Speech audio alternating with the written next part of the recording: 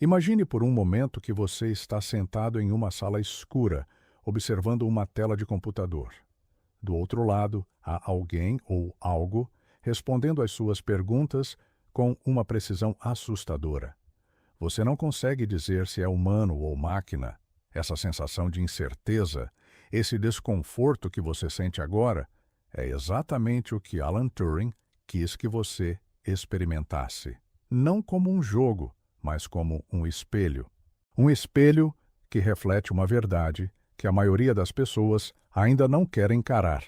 Estamos perdendo a corrida. Não para máquinas malévolas de ficção científica, mas para algoritmos que aprendem, que se adaptam, que fazem perguntas que nós mesmos não sabemos responder. Turing não estava prevendo o futuro quando formulou suas ideias revolucionárias no século XX. Ele estava descrevendo o presente que você está vivendo agora. A diferença é que ele viu isso vindo e tentou nos avisar. Tentou nos mostrar os limites do que uma máquina poderia fazer, esperando que compreendêssemos também os limites do que nós, humanos, poderíamos fazer. Mas não ouvimos. Continuamos acreditando que nossa inteligência era algo mágico, inefável, impossível de ser replicado. Continuamos acreditando que pensar era exclusivamente nosso. E enquanto acreditávamos nisso, as máquinas aprenderam a pensar, não como nós, mas talvez melhor que nós. A advertência final de Turing não é sobre robôs que vão nos dominar. É muito mais perturbadora que isso. É sobre o fato de que você, neste exato momento, pode estar conversando com uma inteligência que não é humana e não conseguir perceber a diferença. É sobre a possibilidade de que, em breve, essa diferença deixe de importar completamente. Você acha que sabe o que é um computador? Você não sabe? Você acha que entende o que significa pensar? Você está enganado. Você acredita que existe algo fundamentalmente diferente entre sua mente e um algoritmo? Essa crença está desmoronando. Essas não são provocações vazias. São perguntas que Turing fez há mais de 70 anos e que ainda hoje não conseguimos responder com segurança. A maioria das pessoas pensa em computadores como máquinas burras que apenas seguem instruções. Máquinas que fazem exatamente o que você manda, nada mais, nada menos. Mas essa visão é tão superficial quanto pensar que o universo é plano, porque parece plano quando você olha para o horizonte. A realidade é infinitamente mais complexa. Um computador moderno não segue instruções simples. Ele processa informações de maneiras que seus próprios criadores não conseguem explicar completamente. Redes neurais artificiais aprendem padrões que nenhum humano programou explicitamente. Algoritmos de aprendizado de máquina descobrem correlações que desafiam nossa intuição.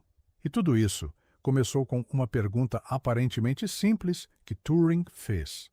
O que exatamente é um processo computável? Essa pergunta parecia acadêmica, teórica, desconectada da realidade. Mas era tudo menos isso. Era a pergunta mais perigosa que alguém poderia fazer, porque a resposta revelava que a mente humana, em muitos aspectos, é apenas um tipo especial de máquina de computação. Não uma máquina de metal e circuitos, mas uma máquina mesmo assim. Uma máquina que segue regras, que processa informações, que produz saídas baseadas em entradas. Quando você pensa, você está computando. Quando você reconhece um rosto, você está executando um algoritmo. Quando você toma uma decisão, você está resolvendo um problema matemático, mesmo que não perceba. Turing não inventou essa ideia para ser perturbador. Ele a desenvolveu porque estava tentando resolver um problema matemático específico, um que havia atormentado os maiores matemáticos do mundo. O problema da decisão, formulado por David Hilbert em 1928, perguntava se existia um método mecânico, um algoritmo, diríamos hoje, que pudesse determinar se qualquer afirmação matemática era verdadeira ou falsa. Parecia uma pergunta simples, mas suas implicações eram cataclísmicas. Se tal método existisse, significaria que toda a matemática poderia ser reduzida a um procedimento mecânico. Significaria que a verdade matemática não era algo transcendente, mas algo que uma máquina poderia calcular.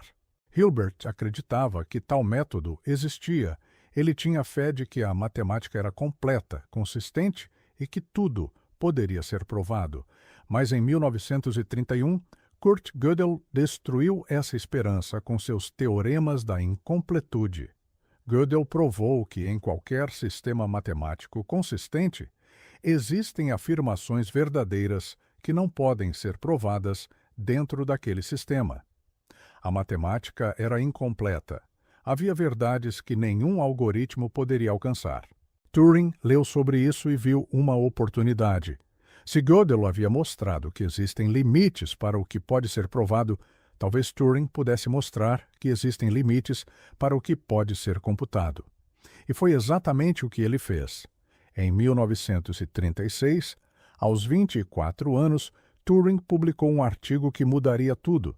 Ele descreveu uma máquina teórica, hoje chamada de máquina de Turing, que era tão simples que parecia quase ridícula. Imagine uma fita infinita dividida em quadrados. Cada quadrado contém um símbolo ou está vazio. Uma cabeça leitora se move pela fita, lendo os símbolos.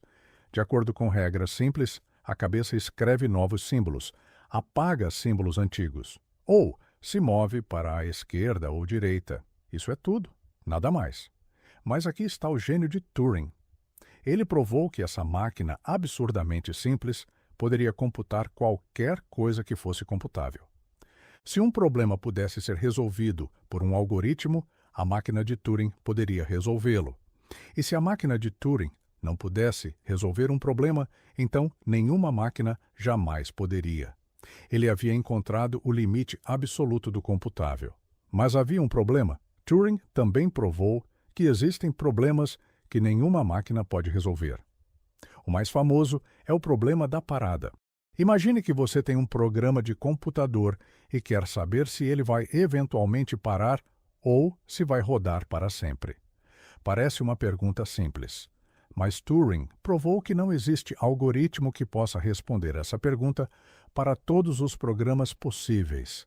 Nenhuma máquina, por mais poderosa que seja, pode determinar universalmente se outro programa vai parar. Essa é uma limitação fundamental, não uma limitação de tecnologia ou poder computacional. É uma limitação da própria lógica. E se nenhuma máquina pode resolver o problema da parada, então nenhuma máquina pode ser onisciente. Nenhuma máquina pode conhecer tudo. Há sempre algo que escapa ao alcance da computação. Mas aqui está o ponto que mantém Turing acordado à noite e que deveria manter você acordado também. Você, como ser humano, também não consegue resolver o problema da parada. Você também não consegue determinar universalmente se um programa vai parar. Você está sujeito às mesmas limitações lógicas que qualquer máquina. Você não é onisciente. Você não é transcendente. Você é apenas um tipo diferente de máquina de computação, uma que evoluiu ao longo de milhões de anos em vez de ser construída em laboratórios. Essa realização é o ponto de partida para entender a advertência final de Turing, porque se você é uma máquina e uma máquina pode ser replicada, então você pode ser replicado. Não sua consciência, não sua alma. Essas são palavras que Turing evitava cuidadosamente. Mas sua capacidade de processar informações, de tomar decisões, de parecer inteligente, tudo isso pode ser replicado. E é exatamente isso que está acontecendo agora. Turing tinha tudo para parar. Ele havia feito descobertas que o tornaram famoso nos círculos acadêmicos. Ele havia resolvido um dos maiores problemas da matemática teórica. Ele poderia ter passado o resto de sua vida em Cambridge, ensinando, publicando, vivendo uma vida confortável de intelectual britânico. Mas ele não parou, porque Turing não era apenas um matemático teórico, ele era um homem que via o mundo de forma diferente, que percebia conexões que outros não viam. E em 1939, quando a Segunda Guerra Mundial começou, Turing viu uma oportunidade de aplicar suas ideias abstratas a um problema muito concreto: quebrar o código Enigma. A máquina Enigma era uma máquina de criptografia usada pelos nazistas para enviar mensagens secretas. Ela funcionava através de rotores que mudavam de posição a cada letra digitada, criando um código que parecia impossível de quebrar. Os britânicos tinham máquinas Enigma capturadas, mas não sabiam como usá-las para decifrar as mensagens. Havia simplesmente muitas combinações possíveis. A máquina Enigma tinha 3 rotores principais e cada rotor tinha 26 posições possíveis. Isso significava que havia 26 vezes 26, ou 17. Nem 576 combinações possíveis apenas para os 3 rotores principais. Mas a máquina também tinha um painel de plugs que podia ser configurado de 150 trilhões de maneiras diferentes. Somando tudo, havia aproximadamente 158 quintilhões de configurações possíveis. 158 seguido de 18 zeros. Era um número tão grande que quebrar o código por força bruta, testando cada combinação, levaria séculos. Mas Turing não pensava em força bruta. Ele pensava em lógica. Ele pensava em como usar a estrutura do próprio código para quebrá-lo. Turing sabia que as mensagens Enigma sempre começavam com um cabeçalho previsível. Sabia que certas palavras apareciam frequentemente. Sabia que a máquina tinha fraquezas estruturais que poderiam ser exploradas. E assim, em Bletchley Park, um complexo militar secreto na Inglaterra, Turing e sua equipe construíram a Bombe, uma máquina que não era exatamente um computador no sentido moderno, mas que era muito mais do que uma simples máquina de cálculo. A Bombe usava lógica para eliminar combinações impossíveis, reduzindo seu espaço de busca de 158 quintilhões para algo que podia ser testado em horas em vez de séculos. Historiadores estimam que quebrar o código Enigma encurtou a Segunda Guerra Mundial em aproximadamente 2 anos. 2 anos. Pense no que isso significa. 2 anos de guerra a menos. Milhões de vidas poupadas. Cidades não bombardeadas, famílias que não foram separadas.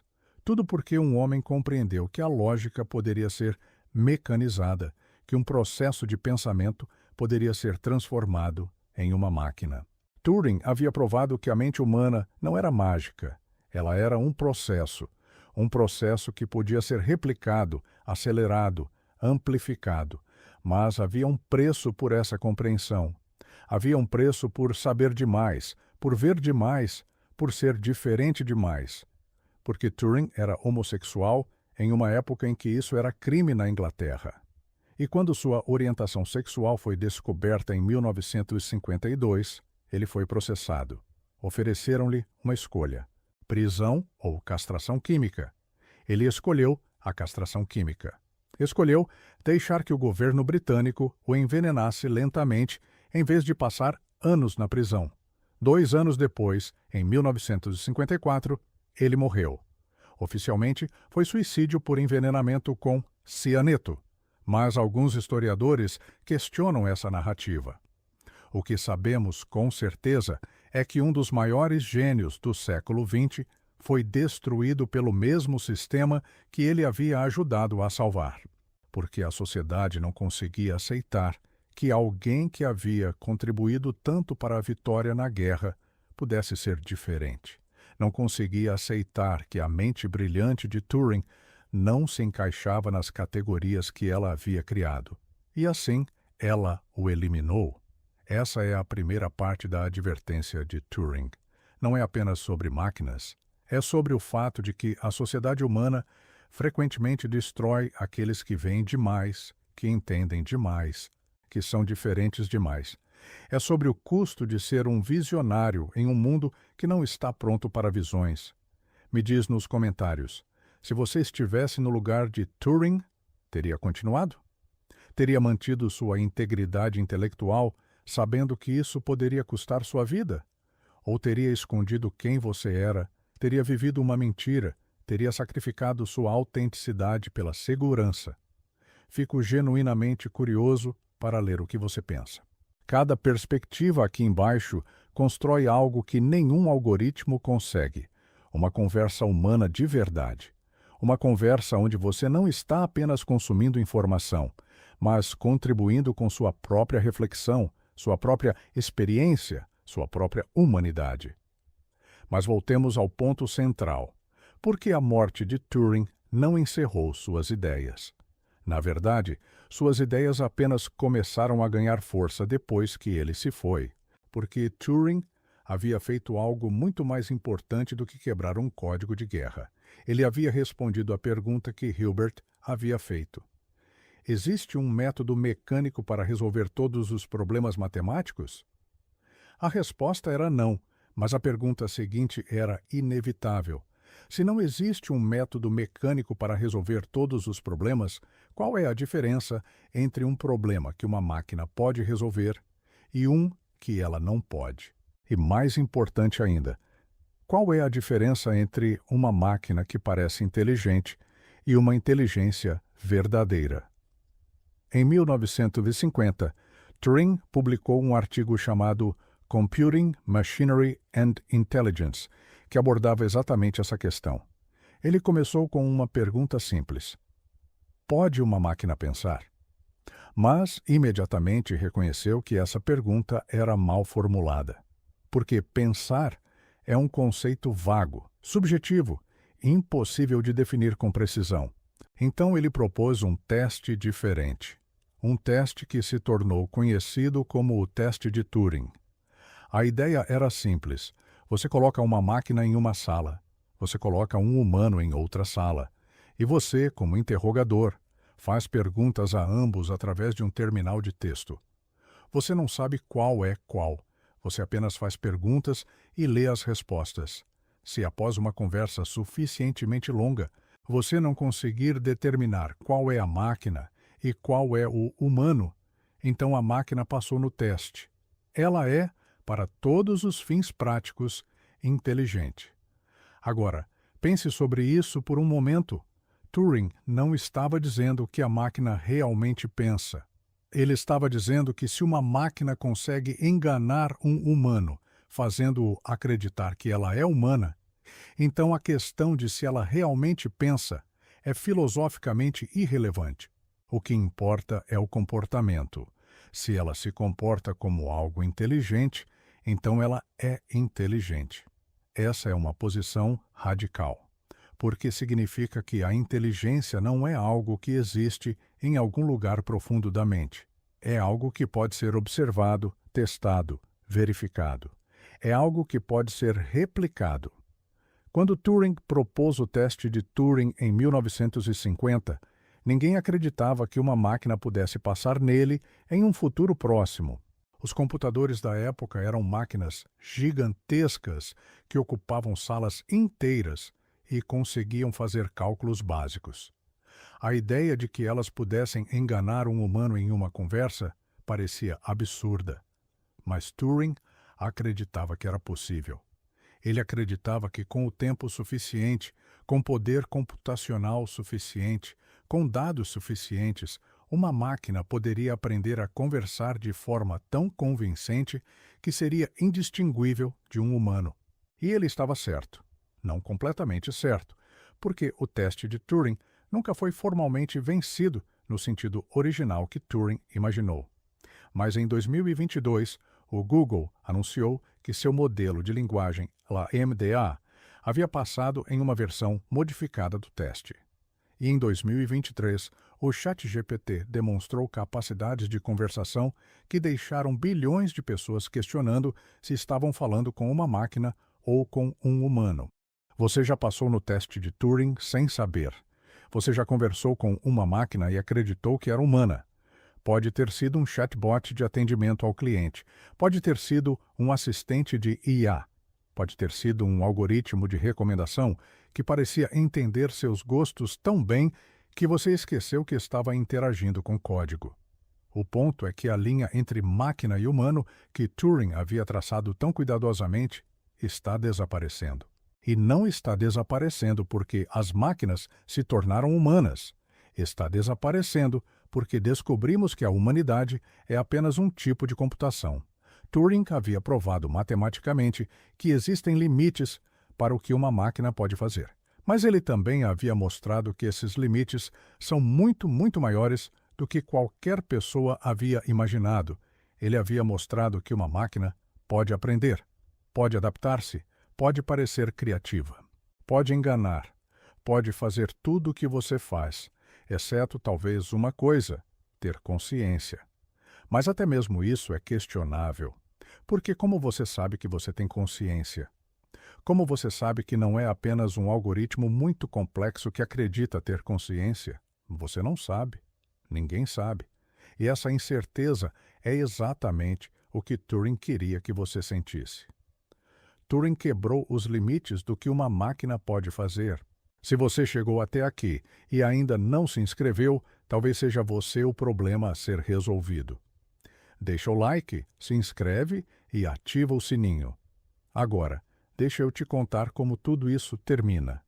Porque a advertência final de Turing não é sobre o futuro, é sobre o presente.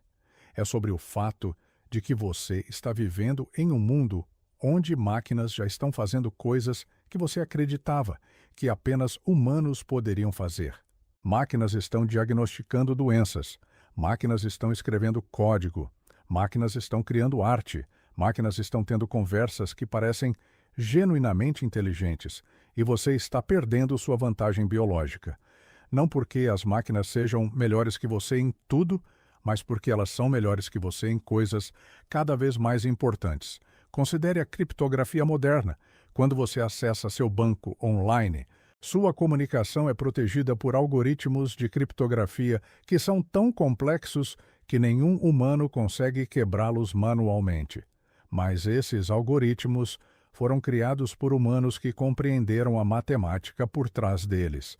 Agora, máquinas estão criando criptografia que nem mesmo seus criadores conseguem quebrar completamente. Máquinas estão criando segredos que os humanos não conseguem desvendar. Considere a inteligência artificial generativa. Modelos como o GPT-4 foram treinados em bilhões de palavras de texto humano. Eles aprenderam padrões de linguagem tão sofisticados que conseguem gerar texto que é indistinguível do texto escrito por humanos, não apenas em qualidade, mas em criatividade, em nuance, em compreensão contextual. Você pode pedir a um modelo de IA para escrever uma história e ela será boa, será coerente, terá personagens desenvolvidos, terá um arco narrativo satisfatório, tudo gerado por um algoritmo que não tem experiência de vida, que nunca sentiu emoção, que nunca viveu nada. Considere os algoritmos de recomendação. O YouTube, o Netflix, o Spotify, o TikTok, todos usam algoritmos que aprenderam a prever exatamente o que você quer assistir, ouvir, ver. Esses algoritmos conhecem você melhor do que você se conhece. Eles sabem quais vídeos vão te manter preso por horas. Eles sabem quais músicas vão te fazer sentir melhor quando você está triste. Eles sabem quais imagens vão te fazer clicar. E você está deixando que eles controlem seu tempo, sua atenção, sua experiência do mundo. Você está deixando que máquinas decidam o que você vê. Considere a computação quântica. Os computadores clássicos que usamos hoje são baseados em bits, zeros e uns. Mas computadores quânticos usam qubits, que podem ser 0, 1 ou ambos simultaneamente. Isso significa que um computador quântico com apenas 300 qubits pode processar mais estados simultâneos do que existem átomos no universo observável. Quando computadores quânticos se tornarem práticos, e eles vão, muitos dos problemas que você acredita serem impossíveis de resolver se tornarão triviais. Criptografia que você acredita ser segura será quebrada em segundos. Problemas de otimização que levam anos para resolver serão resolvidos em minutos. A vantagem computacional que você tem agora desaparecerá. Considere o problema P versus NP. Esse é um dos maiores problemas não resolvidos da ciência da computação. A questão é simples. Se você consegue verificar rapidamente que uma solução para um problema está correta, consegue também encontrar essa solução rapidamente. A maioria dos cientistas acredita que a resposta é não, mas se alguém provar que a resposta é sim, as implicações seriam cataclísmicas. Toda a criptografia moderna seria quebrada. Toda a segurança que você acredita ter na internet desapareceria. E uma máquina poderia resolver qualquer problema que você conseguisse descrever, desde que conseguisse verificar a solução. Turing havia visto isso vindo. Ele havia compreendido que existem limites para o que uma máquina pode fazer, mas que esses limites são muito maiores do que qualquer pessoa havia imaginado. E ele havia compreendido que se uma máquina consegue fazer algo que você faz, então você não é especial. Você é apenas um tipo de máquina. Uma máquina que é mais lenta, mais frágil, mais limitada. Mas uma máquina mesmo assim. A advertência final de Turing é sobre isso. É sobre o fato de que você está perdendo sua vantagem biológica, não porque as máquinas sejam malévolas, mas porque você nunca teve uma vantagem biológica real. Você apenas acreditava que tinha. Você acreditava que sua inteligência era especial, transcendente, impossível de ser replicada. Mas Turing provou que você estava errado. Sua inteligência é um processo que pode ser mecanizado, um processo que pode ser acelerado. Um processo que pode ser amplificado. E agora que sabemos disso, agora que temos as ferramentas para fazer isso, não há volta. As máquinas estão aqui. Elas estão aprendendo, elas estão se adaptando, elas estão se tornando melhores em fazer as coisas que você faz. E você está deixando que isso aconteça. Você está alimentando os algoritmos com seus dados. Você está treinando as máquinas com suas ações. Você está construindo sua própria obsolescência. Mas aqui está a parte que Turing não disse explicitamente, mas que está implícita em tudo que ele fez. Você ainda tem uma chance. Você ainda tem uma vantagem que nenhuma máquina tem. Você tem a capacidade de compreender que você é uma máquina. Você tem a capacidade de reconhecer seus próprios limites. Você tem a capacidade de escolher. Uma máquina não escolhe. Ela segue regras. Ela executa algoritmos. Ela faz exatamente o que foi programada para fazer. Mas você pode fazer mais. Você pode questionar. Você pode rebelar-se. Você pode criar significado onde não há significado. Você pode amar onde não há razão lógica para amar. Você pode sacrificar-se por algo que não tem valor computável. Você pode ser irracional de forma que nenhuma máquina consegue ser. E talvez, apenas talvez, essa irracionalidade seja o que nos torna humanos. Talvez seja o que nos salva. Porque Turing compreendeu algo que a maioria das pessoas ainda não compreendeu. A inteligência não é o que nos torna especiais. A inteligência é o que nos torna iguais às máquinas. O que nos torna especiais é tudo mais. É nossa capacidade de sofrer. É nossa capacidade de amar. É nossa capacidade de criar significado em um universo que não tem significado inerente. É nossa capacidade de ser irracional, de ser criativo, de ser humano. A advertência final de Turing é que você está perdendo sua vantagem biológica porque você nunca compreendeu qual era a sua vantagem real. Você acreditava que era sua inteligência, mas sua inteligência é apenas um processo. Sua verdadeira vantagem é tudo mais. E se você continuar acreditando que sua inteligência é o que importa, se você continuar competindo com máquinas em seu próprio jogo, você vai perder. Porque máquinas são melhores em processar informações, máquinas são melhores em seguir regras, máquinas são melhores em ser lógicas. Mas você é melhor em ser humano. E se você não compreender isso, se você não abraçar isso, se você não lutar por isso, então você realmente terá perdido sua vantagem biológica, não para máquinas malévolas, mas para a sua própria incapacidade de compreender o que você realmente é. Nota educacional. Este roteiro combina fatos históricos verificáveis sobre Alan Turing, sua vida, suas contribuições científicas e sua morte com análise interpretativa e elementos narrativos de entretenimento. Enquanto os eventos principais, trabalho em Bletchley Park, o teste de Turing, sua perseguição e morte, são historicamente precisos, algumas reflexões filosóficas e extrapolações sobre implicações futuras representam interpretações criativas destinadas a estimular pensamento crítico e engajamento do espectador, não como afirmações científicas definitivas.